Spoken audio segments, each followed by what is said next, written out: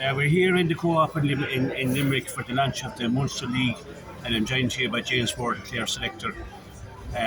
James, the league is started up just after Christmas, though. So, are you happy enough to be? Are you happy to be in this league? Obviously, is it a way of finding players, seeing where players are at, throwing off the cobwebs, etc. Yeah, look, the Munster League has always been good to Clare in it. So last year we got to the final of it, and I think it was the first time crowds could actually come back to games in it. So we played Limerick in the final of it, and it was nearly full capacity in it that day. In it. So look, we'll use this league as an opportunity to maybe guys that have been in training with us to see. Give them a bit of exposure to what it's at this level. So, I think you get what you put into this Munster Senior Hurling League. And we'll definitely be going to, number one, trying to win it. But number two, can we unearth a few players that might add to us later on in the year? And so, look, you're going to be playing games this time of year anyway. So, no better to play competitive matches against likes of Waterford and Tipperary and that. So, we're delighted to be in it, and we'll use it as a great opportunity to probably blood some of the players and some guys who might have got much game time last year. Well, this is a big opportunity for them to stake a claim for the National Hurling League, which starts in February, and I think we'll see it. So, looking forward to it. Yeah.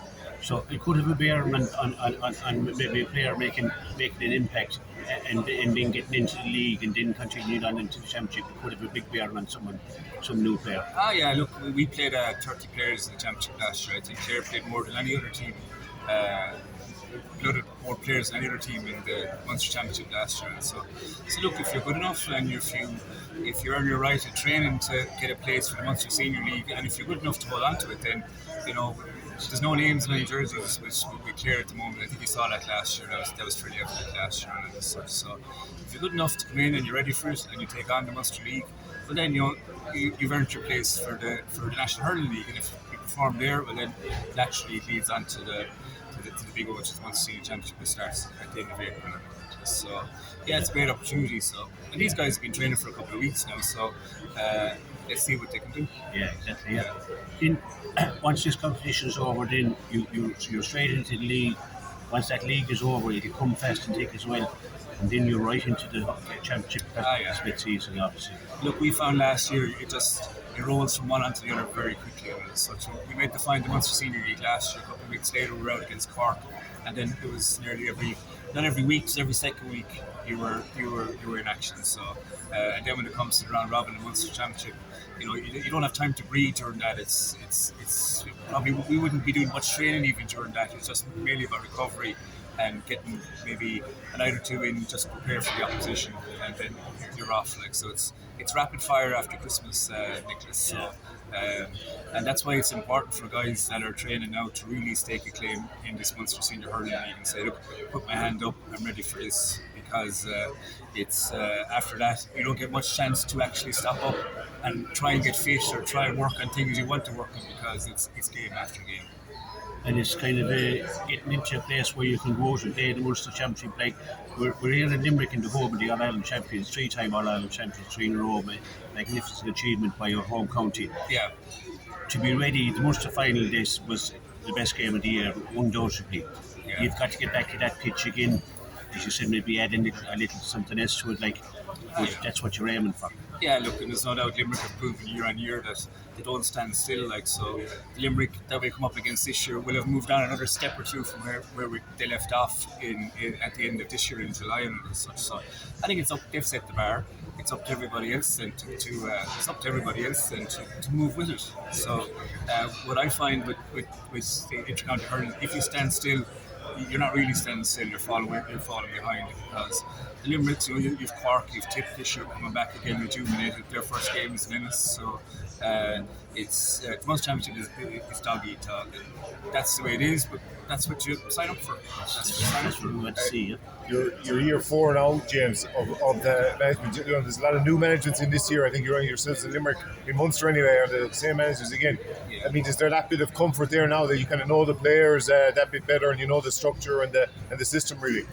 Yeah, look, I think the first 2 years we came in, it was COVID. COVID was there, so we had very little time actually as a block on the field with the players to be able to work on X, Y, and Z. But definitely found last year we could spend more time trying to embed what we wanted to do and understand what they could do as such.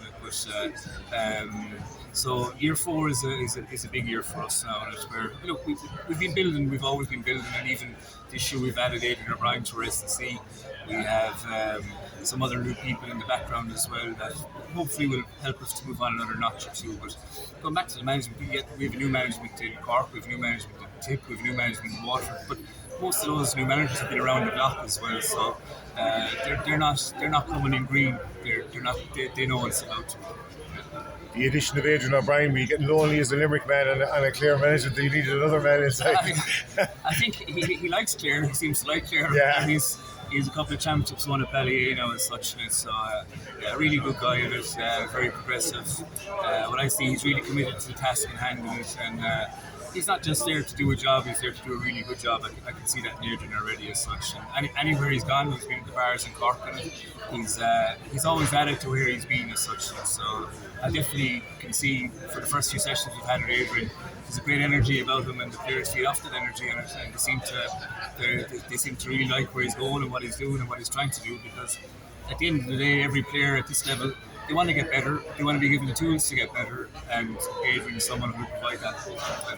Obviously Limerick is, as Nick was mentioned, are the benchmark, and from the strides of 2020, that game where nobody was at really, to last year in that Munster final. Okay, Clare didn't win anything last year, but it was huge strides made in order to catch up to the likes of Limerick in those a short period of time.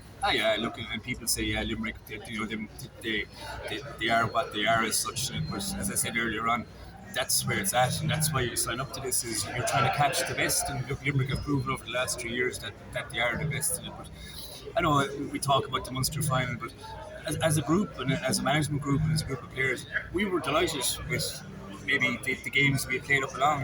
We went down to Tip and we beat Cork, we beat Tip. So the Munster final doesn't define us fully as such. So we found that as a group we evolved in it, and look, as I said, we played 30 players in the championship on it as well. So that's for me anyway, and in the management group, we were exposing more guys to what it's about, and that can only be a good thing for Clare going forward. And every year has kind of been building and building. It got better and better in terms of, I suppose, strength and conditioning and more of a settled squad and that kind of thing. I mean, the expectations are obviously higher now after last year. No one, like Clare were bottom of the rung apparently last year before the Munster Championship, and then afterwards obviously getting to an All-Ireland semi-final, and it was a great achievement. But you have to continue rising the bar. But it looks like this group are like challenges. We look, and you look at the calibre of player you have in Clare at the moment, and it. We have guys that like to win things. They've won National Leagues, won Munster Championship, or All-Ireland under 20s, Senior 20s. So for them, their expectation isn't just to partake, it's to win. And as a management group, that's what we see we want to go. We want to win silverware, and so and that would be no more than anybody else in this room today. And that's where they want to go and such. But look, we've this year 4 now on it, and we have a lot of winners in our dressing room on it. We've got a lot of winners in the management group on it. So that would be the goal, is to see, can we move on a step or two? Can we build a bit more than what we've done? And if that brings us silverware, then that's where we want to be. I suppose everyone's back down to the bottom of the hill now again. It's starting from scratch, and the Munster or the Munster League is a great stepping stone to start things off for you. You're a management that goes to a lot of nearly every club game. I mean, are you excited with the players that you brought into the squad? Look, over the last 3 years we've trawled the Senior Championship and the Intermediate Championship. We've been at some junior games.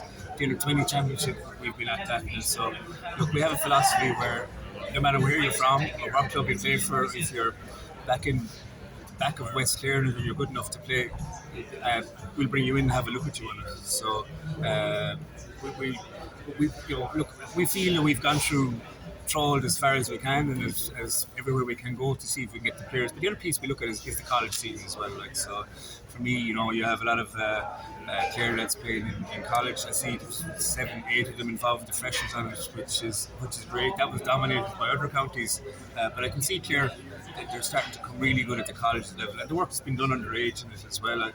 Just going through the club Clare magazine there. I see they want to get their Flannans beat our skull in the 15s and such. And so it's really, there's green shoots everywhere popping up there, which is great. And look, if that's going to be positive going forward for Clare.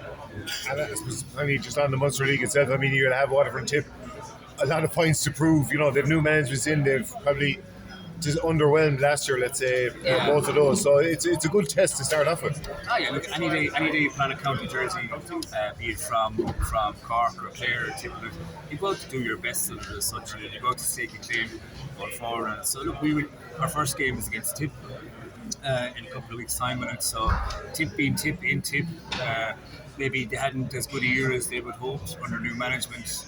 They'll come with a stick shooter out for us as well. And of course we have Waterford and Elliston as well. So every game you put on the county jersey there's no challenge match or friendly when it comes to it. So and people are trying to set their own tone with the other team as well. So there's a bit of that there as well. And James, for yourself personally, it's a huge commitment to be selected on an inter-county team. Huge time consumer, and if you get time, you better do a bit of Christmas shopping today because you might get time. But you find it's a big workload for. Look, if you just sit back and log all the hours you do a week, and there's probably 30 or 40 hours a week, and you'll be knocking out between travelling, going training, preparation, and that. But look, even when you're not on the field or off or in a management meeting, you're thinking about it the whole time. You're watching matches, you're doing clips and that. But I would say it was a great opportunity. It's great to be involved though as well, because I played and most of the guys here played as well. Next best thing is probably to be involved at that level with a management group. And I'm very lucky. We have a really good setup as well. But we argue the toss and it, right? And that's all part of it. But at the end of the day, we want the best for what the 20 or 25 guys or 26 guys we send out. We want the best for them. And my role is no more than Brian's or Ken Ralph's, can we give them that environment that they can thrive in? I think they deserve that, and for the amount of time they put into it as such. So it's obviously the love of the game to be there, to be involved with it, and to continue on to the playing field. Yeah. James Moran, thanks for stopping off talking to us. The best of luck. We'll be monitoring you very carefully, myself and my buddy over here. But you had a great year last year in spite of a few things that didn't go our way. We're looking forward to more of that. Yeah, thanks for the support throughout the year as well. It's great to see both teams all the way through the year supporting the team. Thank you. Fantastic. Thanks, James. All right,